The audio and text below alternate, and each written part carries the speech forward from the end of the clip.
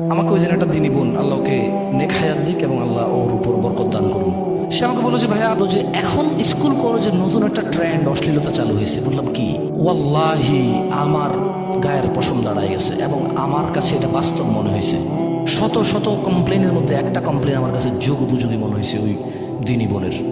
তিনি বলল যে এখন স্কুল কলেজে ছোট ছোট ছেলেরা বয়সে বড় বড় মেয়েদেরকে প্রেমের প্রস্তাব দিচ্ছে এবং তারা নিজেকে এটাকে ইসলামিক মনে করতেছে। হাউ? মানে ছোট ভাইরা কলেজের বা স্কুলের বড় বোনদেরকে প্রেমের প্রস্তাব দিচ্ছে এবং বলতেছে যে আল্লাহ নবী সাল্লাল্লাহু আলাইহি ওয়াসাল্লাম তো খাদিজা রাদিয়াল্লাহু আনহাকে বিয়ে করছে, ওনার বয়সে বড় ছিল। সো দ্যাটস সুন্নাহ। এই সুন্নাহটা পালন করার জন্য ছোট ছোট পোলাপাইন বড় বড় মেয়েদেরকে বিয়ে প্রেমের প্রস্তাব দিচ্ছে ওপেন। এবং ও বলছে যে কলেজের অবস্থা এত খারাপ, এটা ট্রেন্ড এবং ফ্যাশনে পরিণত হচ্ছে।